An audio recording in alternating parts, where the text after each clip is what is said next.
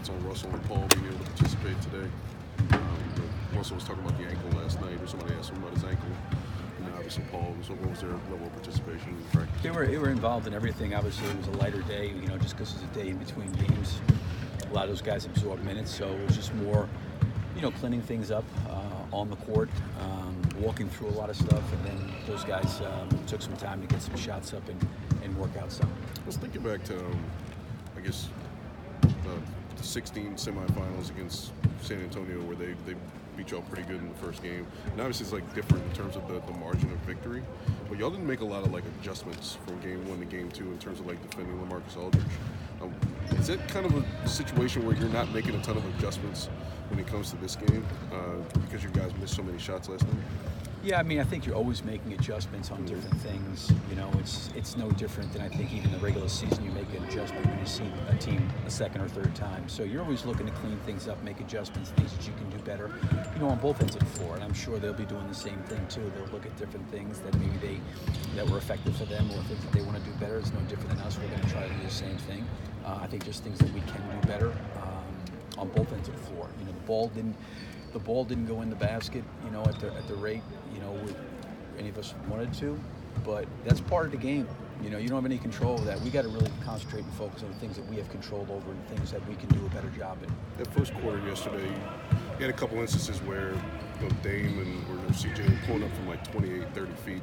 Like, is it tough to coach that when a guy is pulling up from that deep in terms of like how to close out and how much space to give them at that range? No, our guys have played against these guys. Listen, they played against these guys 4 times this year, and Damian Lillard's been in the league for a long time. So has McCollum.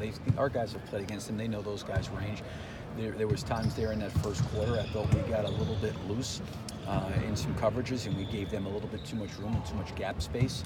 I didn't think at times our communication was great in some of those situations, and they went 7 for 10 from the 3-point line. That's why they scored 39 points in that first quarter. That's something we got to be better there. These guys know what Lillard and McCollum's range is.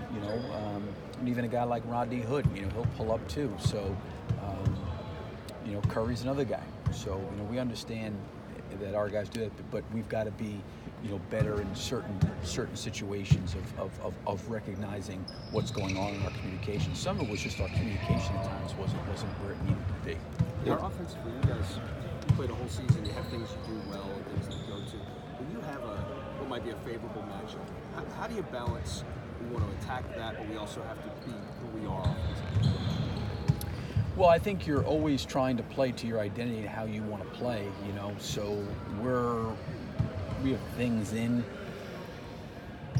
for kind of like every situation, so to speak, as any team would have. So the biggest thing is generating effective and efficient shots, right? So there's a lot of different ways to go about doing that, and that's the most important thing. As you go back and look at the tape, is what kind of shots did we get? How effective were they the right shots for the right guys, that those guys can make those shots and they're comfortable taking those shots? More so than, hey, listen, I'm just going to keep, because you could keep going at a matchup all you want, and if you're not getting anything good out of it, you can get stagnant sometimes too. So there is definitely a balance to that, I believe. How do you feel about the shots? Looking back yesterday, how do you feel about how well you accomplished that, getting good shots? Yeah, I thought we had really pretty good looks. Paul had some, really, really clean ones. I'm not saying every shot we took was wide open. Dennis had some relatively good looks too. That's part of it. But there's other things, like with all that being said, the one thing I've always said about us defensively is that, because we've been a team that, at times maybe hasn't shot the ball great, but we still can give ourselves a chance to win by defending at a high level. And, outside of that third quarter, I thought as the game went on, we were better defensively in the second, third, fourth quarter. But those are things that we can control. And we still gave ourselves a chance. Cut it to 1 with 2 to go. We were playing uphill ever since that first quarter, but I was encouraged coming into the half, only down by 6, with the fact that we were 2 for 18 from 3, and they were 7 for whatever. They were over 50%. So we just got to keep, there's things we can do better, on both ends of the floor. But I did feel like the shots that we got collectively as a group were pretty good. Was the foul trouble the big thing with only playing Terrence 16 minutes? Because I think he only got in like 12 seconds in the fourth quarter. Yeah, he picked up some fouls there. I didn't know how it was going to be coming down the stretch of the game. He picked up 2 early in the first, and then he got his 3rd and 2nd. I thought at about the 6-minute mark, we started to make a little bit of a run. I thought Dennis was a key contributor. We were struggling to score, so to speak. I thought Dennis had a couple baskets back to back that kind of helped us dig into it a little bit. He was playing well. So, probably the foul trouble definitely contributed to fewer minutes for him, because I didn't know how the game was going to unfold. And Terrence has been a great defender and a really, really good player for us all year long. So when he picks up 2 like that early, you don't want to be in a situation late where he's not available, not out there. And then at that point, Dennis, I thought, was doing a nice job for us. Yeah. What goes into, you say Dennis is doing a great job in those situations. He did get better like second quarter on once he came on for Terrence in terms of defense on McCollum. But like, Terrence has been a guy you've been with all year in terms of like backing him and giving him that playing time. Like, how do you balance that out where you get Terrence on the floor? Because he's a guy that can help you, frankly, with his shooting too. Because he's 1 or 2 last night. He didn't get a lot of opportunities. Yeah, I mean, it's hard when you're in fouls. All you can do as a coach is go with what's going on at the point in time. He picked up 2 fouls in the first quarter, and he picked up his third in the second. So, with us and Paul's situation, with his shoulder, quite honestly, not knowing, but it's basically a game time decision. I can't have, for some reason, Paul's out there and maybe he can't quite go or doesn't feel great or it's whatever, it's not working. Have Terrence Ferguson sitting on the bench with 4 or 5 fouls and not be able to go to him. So there is a balance. I got a ton of confidence in Terrence. He's done a great job for us all year long. But I think for me as a coach, because of guys on the perimeter defensively, we've got to be mindful that he's not in situations where he's ineffective because of fouls, so to speak. Billy, you had telling us yesterday that yesterday was even the first time he was even able to shoot the ball since the Houston game. How are you guys feeling about where he is physically right now? Yeah, I mean, I think he probably continues to get better and feels better, hopefully. I mean, he didn't really do anything for a few days. I think I said that. It was kind of day-to-day to see how he would respond. But yeah, he ever since the Houston game, he hadn't done very much, at all. So like a day like today where he could shoot a little bit more yesterday, I'm sure hopefully helps him kind of get back into a rhythm and get back feeling comfortable. I think any player, when you have that kind of time where you're not picking up a ball able to do things, there's going to be some flow and rhythm you're going to have to find. So you guys had 5. His injury? Yeah, for the rest of the series, are you? Well, no. He's cleared to play, so that's all I can really go off of. He was cleared to play in the Houston game, and he kind of got jerked the wrong way, and he re-aggravated it again. So something could happen. But currently in the state he's in right now, I feel that he's fine. He's cleared to play. We're always going to put his health first, and he's a big part of how he's feeling. He's got to give the medical staff feedback.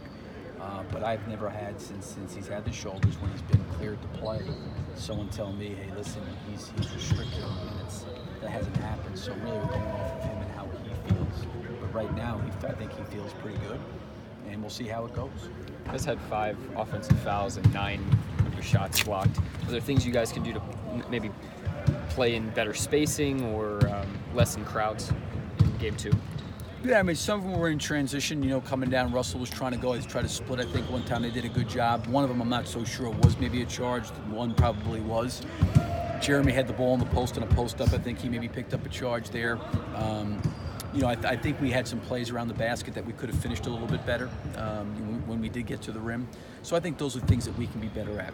What would you like to see defensively better against Cantor?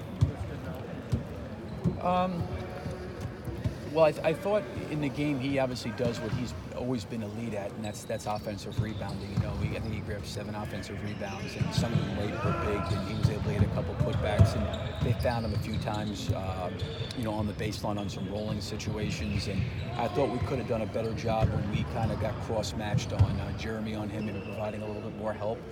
But Ennis has always been a really, really good scorer. He's always been a guy that's rebounded and scored really, really well. So that's something that we're going to have to, make sure it's a total collective effort team-wise. You talk about being a collective effort. With you all playing Steven up on the guards or on the three-point line, that leaves you a little bit vulnerable when it comes to defensive rebounding. Is that just something that other guys have to be able to account for, whether it's Paul or Jeremy or Steven's going to be playing that high? Yeah, not necessarily. A lot depends on where the ball's being shot from. So if the ball's not shot out of the coverage, you're not going to ever be in that situation. Now, if the ball does get shot out of the coverage, then you're going to be in some situations you get a rotationally block out. You know, we had some situations, to be quite honest, where it had nothing to do with pick and roll, especially late in the game. They drove us, and Stephen was forced to give some help because the ball was coming downhill, and then we kind of got spread out there a little bit and had our guard on Ennis, but it really wasn't, a lot of it wasn't pick and roll. A lot of it was our one-on-one defense, where we've got to do a better job guarding the ball. And they're hard guys to guard because they're good off the dribble, and they take a lot of shots off the dribble. But you know, I thought our coverage, we were up there and we were pretty aggressive. They didn't really shoot a lot out of it. They got it bented sometimes, they got downhill sometimes, but there wasn't necessarily a lot of like direct shots where Stephen was caught way up and, you know, the big was kind of rolling down the lane line untouched. But we do in situations have to rotationally block out. And again, listen, they probably say the same thing. I'll say the same thing, you know, about them. You know, we had some shots that we missed, and I'm not going to sit there and say that our defense in the second, third, and fourth quarter was all us either. You know, they had some shots they missed. They had some driving layups that they missed.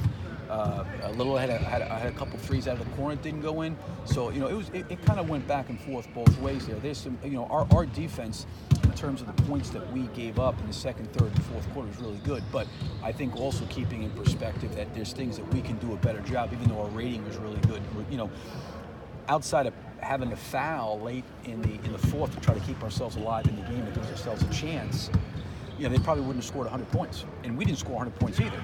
So there were some things that was good, and there was things that we got to get better at. But overall, if you look at the numbers, our defense was really, really good. But at the same point, I think that we can, you know, we can do a better job rebounding. We can do a better job guarding the ball. We can do a better job helping and rotating and scrambling for one another.